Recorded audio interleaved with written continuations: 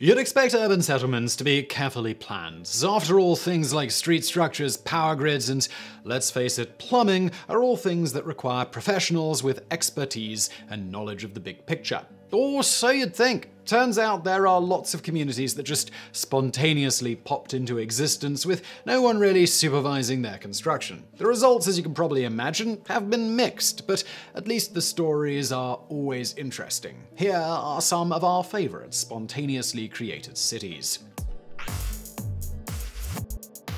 Number 10. Slab City. The amazingly named Slab City in Neeland, California is a spontaneous alternative living community located in Camp Dunlap, an old World War II Marine base. The base itself had been bulldozed long ago, but several concrete slabs, which give the site its name, remain. Apart from the slabs, the military is also present in the modern day. Slab City is located close to an active bombing range. Slab City is an off-the-grid community that employs solar panels for electricity and has its own waste disposal systems. There's very little in the way of rules, laws, or government interference, which results in the occasional shootout or arson. However, the community is largely peaceful, and the residents have teamed up to create sculptures, live music stages, a library, and a golf course. There's even a communal shower fueled by a nearby hot spring. The community has several full-time residents known as slabbers, but it's largely a seasonal community of mostly elderly people who arrive by the thousand to spend the wintry months in the comparatively warm climate of the desert site. It's also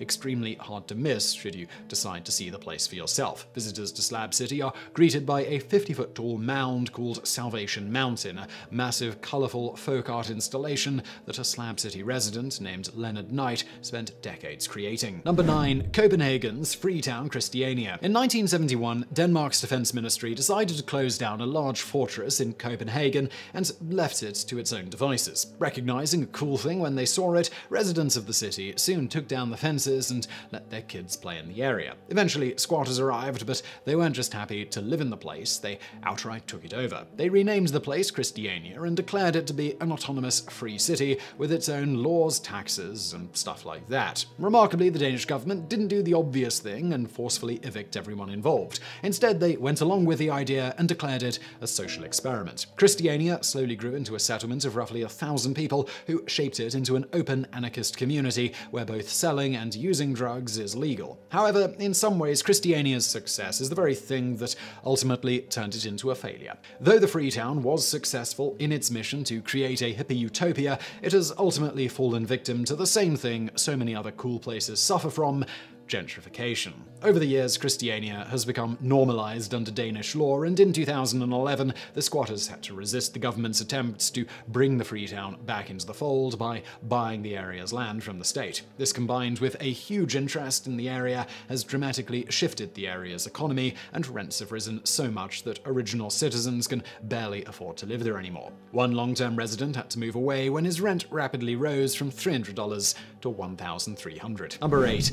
Deadwood. Yes, that Deadwood, the infamous gold rush mining town HBO made famous for its utter lawlessness and brutality. It came into existence thanks to the discovery of vast gold deposits in the Black Hills. By 1876, the miners had torn through southern Black Hills and moved into the north, where they discovered a river rich in gold and surrounded by a ravine full of dead trees. A small camp of miners almost immediately grew into a large lawless town that drew all kinds of fortune seekers and shady characters, as depicted in the HBO show with significant historical accuracy. While Deadwood endured several large fires and severe economic troubles and eventually became a more or less respectable and law-abiding gambling town, its start as a spontaneous seedy haven to some of the most notorious names in the Old West remains its most enduring legacy. Number 7. Guryong. Guryong Village is a large shantytown located in the most unlikely place of them all, in Gangnam, the extremely wealthy neighborhood in South Korea's Seoul that Psy made fun of in his smash hit Gangnam Style. Guryong formed spontaneously in 1988 when the officials forced many people to leave their homes when the city hosted the Olympics. They set up shop on a plot of land in Gangnam as a last resort and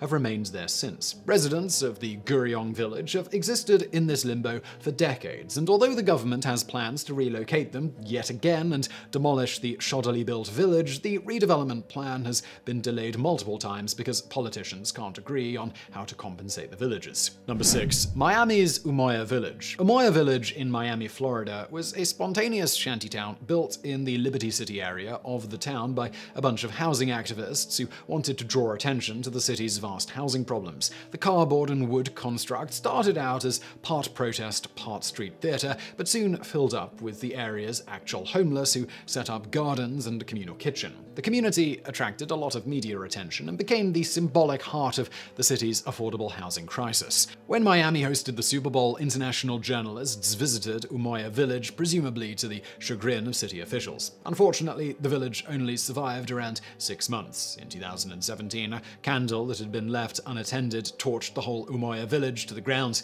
The activists and residents wished to rebuild their community, but the city considered it a massive PR disaster, fenced off the area, and threw enough red tape at the activists to put them off from the rebuild. Number 5. Trenchtown. Jamaica's Trenchtown was born in 1937, but people had lived there much longer. Before it got its new name, it was known as Trench Pen, a farming and cattle area where a great number of poor people started squatting. Eventually, the government decided to build permanent housing for the squatters, and the method they chose was subdividing the area into several separate plots called tenement yards. Every yard could house roughly 16 tenants who paid a monthly rent of 12 shillings to the government. Though it nominally transformed from an illegal squat into an officially sanctioned urban township, Trenchtown was and remains very much a slum, a blocky, dilapidated area with bad prospects and a high crime rate. However, it's also a community that greatly affected the history of Jamaica and the world in general by giving birth to a little thing called reggae. Bob Marley grew up there, Bunny Wailer, Pete Tosh, Alton Ellis, and a whole host of other reggae legends also hail from Trenchtown. Unfortunately, the neighborhood's fame in music history has done little to improve its conditions, and apart from the occasional Bob Marley mural and the ever-present scent of a certain herb, pretty much the only thing that reveals the area's reggae greatness are the Trenchtown Museum and the Trenchtown Culture Yard, a colourful compound that was created as an informal meeting place for musicians. Number 4. Right to Dream 2. Right to Dream 2, aka R2D2, might not technically qualify as a city due to only being roughly 80 to 90 people strong, but it has touted the cause of thousands of homeless people in the area, so it's kind of fair to give it a pass. Right to Dream 2 was created as a large homeless encampment on an empty private lot in Portland, Oregon. It came to existence when a man called Ibrahim Mubarak decided to do something about the city's homeless problem and set up a non-profit organization to do just that. He struck a deal with a local landowner who had trouble developing and selling the property, and voila, a homeless camp right across the street from the city's high-end boutiques. As you probably can imagine, property owners and developers started complaining pretty much instantly, and the city started looking into possibilities to relocate the camp to a more suitable location. The encampment eventually relocated to a riverside spot near the motor center, and along with other active homeless non-profits such as Dignity Village and Hazelnut Grove, they seem to have attracted enough awareness to the homeless issue that in 2019 the city of Portland announced a new outreach program to hopefully help the area's homeless. Number 3. Heliopolis. Brazil is known for its giant shantytowns, the favelas, and few favelas are more famous than Sao Paulo's massive Heliopolis. The massive improvised neighborhood has an estimated 20,000 residents and is located just 6 miles from the business district.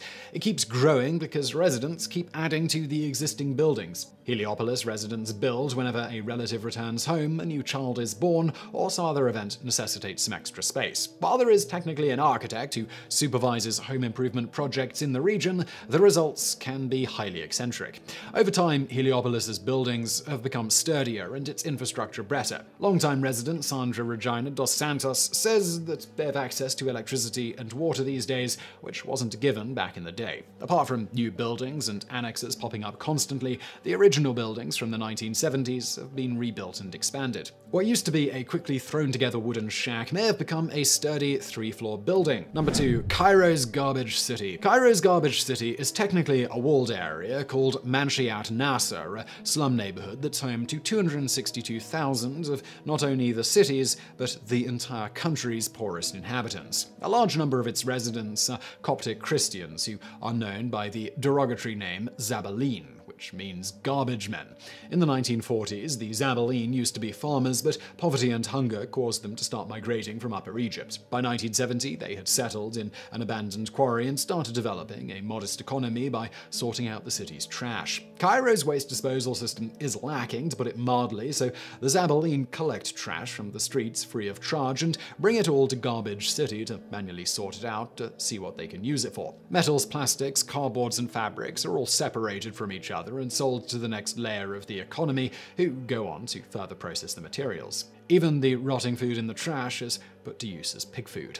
For many denizens of Garbage City, this way of life is quite humble. Their living conditions are poor, and every flat surface, including the roofs of the buildings, tend to be covered in trash. Still, some have managed to acquire a significant amount of wealth from the recycling business, and it's not uncommon to see young men in fancy suits. The city of trash also hides amazing beauty. The Garbage City features a majestic and vast cave church called St. Simon Church, which the locals have carved from rock. The elaborately built and decorated cavern can seat over 15,000 people. Number 1. Kowloon Walled City. Kowloon Walled City started its life as a thick-walled military base in Hong Kong, but a series of establishment changes after World War II left the place open to a massive number of immigrants. Soon, both the British administration and Chinese authorities discovered they had absolutely no way to control the spontaneously created, dense, and massively overpopulated network of existing buildings and new 10-story makeshift ones built by the walled city's denizens. Over the years, the area swelled to a point where its population density was around 3.3 million people per square mile, which meant that the walled city's 2.7-hectare area was estimated to house around 35,000 people, making it easily the most densely populated area on the planet. Its makeshift high-rise buildings were all interconnected, and the maze-like structure made sure that you could navigate the area over rooftops, corridors, and bridges without ever setting your foot on the ground. The conditions within the walled city were abysmal. Sunlight had no place within the complex, which was instead largely lit with neon signs. There was sewage dripping on the surfaces, law was non-existent, and the triads reigned supreme. Despite all this, many residents loved the place and resisted the authorities' multiple attempts to empty, or at least slightly clean up the place. Eventually, though, the decrepit city was set for demolition, and in 1993, even the most stubborn elements accepted compensation and rehousing. Today, what used to be the imposing, lawless Kowloon Walled City is a public park. So I really hope you found that video interesting. If you did, please do hit that thumbs up button below. Also, if you'd like to learn more about that last entry, Kowloon Walled City, I've got an entire video, 20-minute video, all about that on my other channel, Geographics, which I'm linking to below. And thank you for watching.